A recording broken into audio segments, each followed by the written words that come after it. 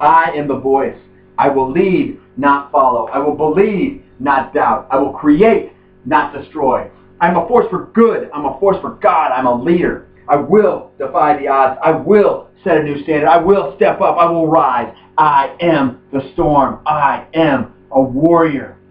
As a warrior, as a man of God, I must work to make our world better. More of a representation of what is going on in heaven, what God has called us to do to bring justice to our world.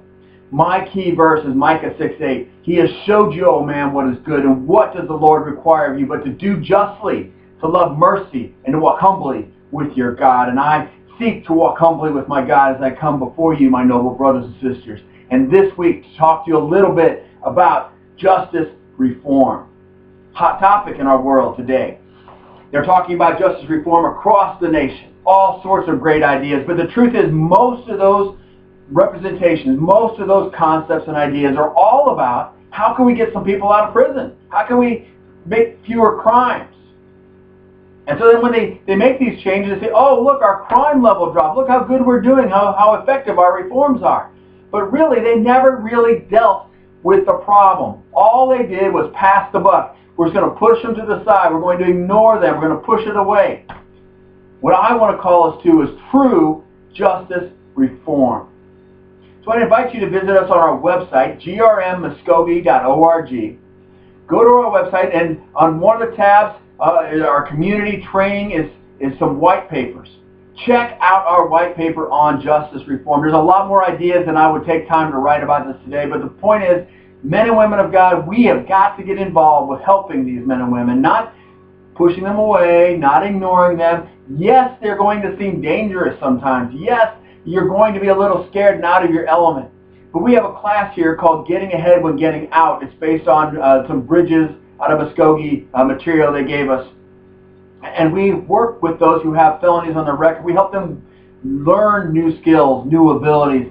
So that way they have a choice. They have a new lifestyle. But the way our justice system works today is every sentence is a life sentence. And what I mean by that, yes, they might get released from bars, but they still have the felony label across their head. It's like the letter A for adultery that the Puritans might have made some people wear. I don't know how true that is. That's the Scarlet Letter. It was a book that I had read as a child, and I remember that. But that's like a label that is truly being worn by men and women today after they get released, and that is with them forever. So it makes it difficult for them to get a job. It makes it difficult for them to get an apartment, to get insurance, to be accepted by people around them. It is a difficult thing. This is the other point. While they were in prison, very little was offered to them. Very little happened that's going to help them reform. They were just there for a time limit. The truth is, for some people, 6 months is all it's going to take. Maybe they got a life sentence. They're there for 20 years or whatever it is. But really, at 6 months, they figured it out. I've got to make some new choices with my life.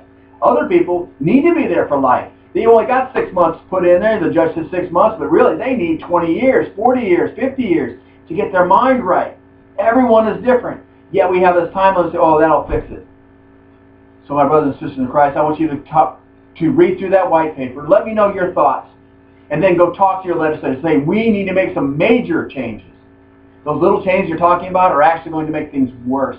Because now we're releasing people still in their addictions, still committing crimes, still with their mental illnesses, still doing all these things, and we're not really dealing with the problem. We're just saying you don't have to go to jail for those problems. We actually have to give them the help. This is Rich at the Gospel Rest Commission in Muskogee, Oklahoma. Have a great week, and God bless you. I'll be back next week with more of The Storm.